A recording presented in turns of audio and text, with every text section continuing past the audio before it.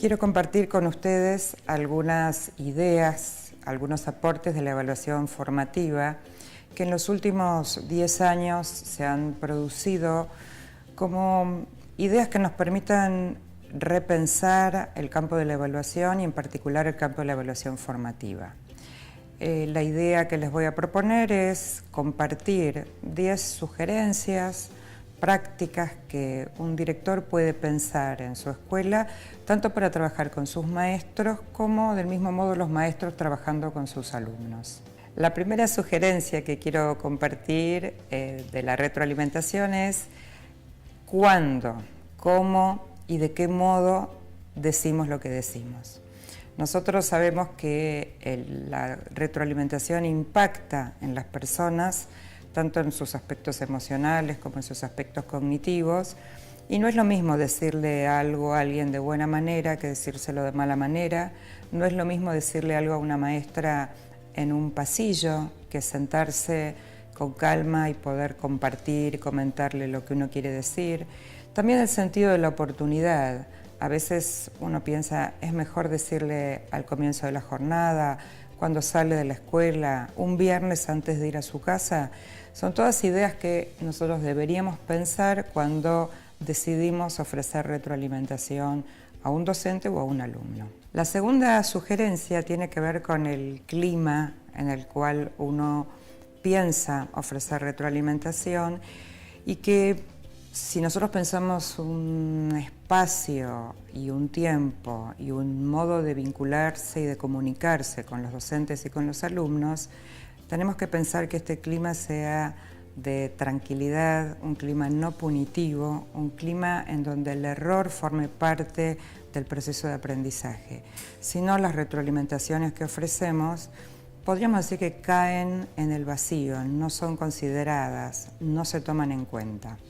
La tercera sugerencia tiene que ver con hacer explícitos los criterios, los estándares, las expectativas de logro, depende cómo sean definidos en cada jurisdicción, de tal manera que los docentes sepan qué se espera de ellos, los alumnos sepan qué se espera de ellos y estos criterios, estos modos de enunciar lo que se espera sean públicos y compartidos. La cuarta sugerencia está vinculada con la anterior porque tiene que ver otra vez con los criterios. Los especialistas dicen que sería bueno compartir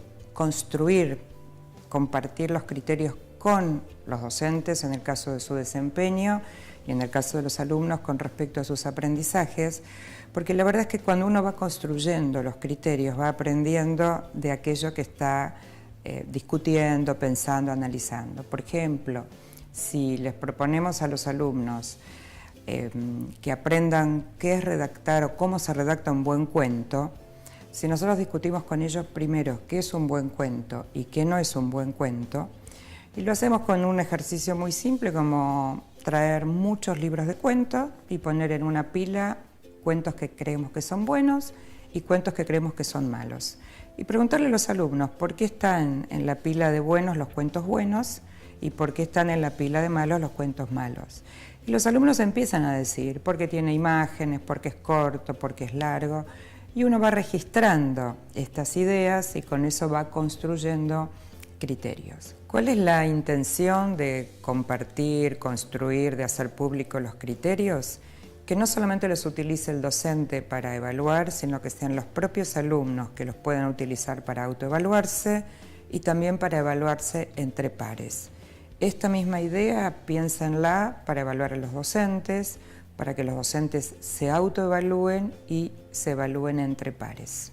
La quinta sugerencia tiene que ver con qué oportunidades ofrecemos nosotros desde la conducción para que los mismos docentes y los mismos alumnos identifiquen sus problemas, sus fortalezas, sus debilidades, en lugar de señalarlos siempre desde afuera. Parte del ejercicio de retroalimentación a veces es parafrasear lo que un alumno dice o lo que un maestro dice. Inmediatamente el alumno dice, no, pero no es eso lo que yo quería decir, por ejemplo. Y entonces no hace falta que uno le diga nada acerca de su debilidad o de su fortaleza, sino es el mismo alumno o es el mismo docente quien lo reconoce. Esto esta manera, digamos, de pensar la retroalimentación, otra vez, y aludiendo a la sugerencia anterior, permite que un alumno se autoevalúe, que un docente se autoevalúe y que el ejercicio de retroalimentación no sea siempre decirle lo que tiene que hacer, sino empoderar a los alumnos y a los docentes para que ellos mismos identifiquen cómo están yendo, cómo les está yendo en la escuela, cómo están ejerciendo su rol como docentes. La sexta sugerencia tiene que ver con la cantidad de información que uno puede ofrecer en una retroalimentación. Nosotros pensamos que deberíamos elegir, focalizar en algunos aspectos, porque nadie puede hacer algo con todo lo que uno le dice. Un ejemplo puede ser, si yo corrijo una producción de un alumno, no puedo señalarle 20 cosas en su producción, porque la pretensión de la retroalimentación sería que el alumno haga algo con lo que yo le estoy sugiriendo, proponiendo.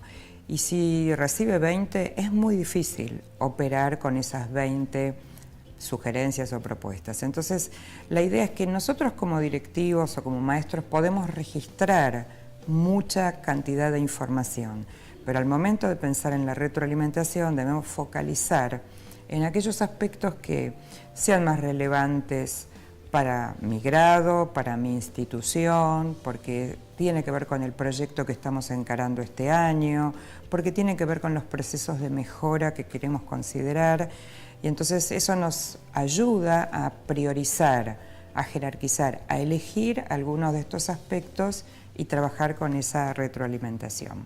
La séptima sugerencia, bien puntual, tiene que ver con un modo de ofrecer retroalimentación es ofreciendo ejemplos, mostrando ejemplos, modelando cómo se hace algo. Nosotros tenemos siempre alguna historia de crítica a los modelos conductistas y entonces parece que mostrar o modelar no está bueno porque entonces el alumno o el docente no construye. Y la verdad que esto no es así. A veces es bueno mostrar un buen ejemplo, a veces es bueno modelar cómo se hace algo para después el alumno o el docente lo haga a su propio modo, a su propia manera. Pero esta idea de piensen cómo lo harían, por ejemplo, y no ofrecer ningún ejemplo, muchas veces deja en el camino a muchos alumnos o a los docentes sin saber exactamente cuál es la propuesta. Así que buenos ejemplos es una buena manera de retroalimentar. La octava sugerencia tiene que ver con pensar dos cuestiones muy importantes en la retroalimentación. La primera es valorar aspectos positivos. Todos los alumnos y todos los maestros hacen cosas bien. Entonces, el primer ejercicio que uno debería hacer cuando uno ofrece retroalimentación es identificar aquello que hacen bien, aquellas fortalezas, aquello que muestra lo que el maestro sabe, lo que el alumno sabe, y para poder, obviamente, después avanzar sobre otros aspectos. Pero esta valoración, uno diría, casi sería el comienzo de una buena retroalimentación. La segunda idea es que no siempre necesitamos decir cómo hay que hacer las cosas. Muchas veces una buena retroalimentación es una buena pregunta, que lo deje al otro pensando. Los dos aspectos, la de la pregunta y la de la valoración, van a impactar también, como dijimos antes, sobre el campo de la autoestima, no solo sobre los conocimientos o sobre los aspectos cognitivos de un estudiante o de un maestro, sino sobre su autoestima, y sabemos que quien se siente bien, se siente reconocido, tiene muchas más posibilidades de aprender más y mejor. La novena sugerencia tiene que ver con qué esperamos que el otro haga con lo que le ofrecemos como retroalimentación. Y algunos autores usan una analogía muy linda que es la analogía del paquete, ¿no? Y uno dice, ¿qué hace una persona cuando recibe un paquete? Puede hacer muchas cosas. Puede devolverlo al remitente, puede quedarse con el paquete y abrirlo, puede guardarlo para más adelante, puede tirarlo a la basura. Y nosotros no queremos que la retroalimentación ni vaya a la basura, ni quede olvidado. queremos que el alumno y el docente hagan algo con aquello que les proponemos, les preguntamos, les sugerimos. Entonces es muy importante no solamente ofrecer retroalimentación, sino que seamos muy claros en qué queremos que hagan nuestros alumnos o nuestros docentes con esa retroalimentación. Por ejemplo, volver a escribir el trabajo, por ejemplo, pensar otra estrategia para la próxima clase, o sea, ser muy claros en el pedido. La última sugerencia es una bien específica y es un ejemplo de lo que en el campo de la retroalimentación llamamos protocolos, que son una especie de redes de conversaciones organizadas que tienen una estructura, que lo que permiten es en muy poquito tiempo ofrecer retroalimentación. Este es un ejemplo de muchos otros que hay y consiste en 3 preguntas. La primera es ¿a dónde voy? Y tiene que ver con entender lo que dijimos al principio, ¿no? ¿Cuáles son los objetivos? ¿Por qué estoy yendo para allá? No tener claro a dónde voy. La segunda es ¿cómo me está yendo? ¿Cómo estoy yendo? ¿Qué creo que está bien? ¿Creo que debería mejorar? ¿Qué recurso necesito? ¿Qué ayuda necesito?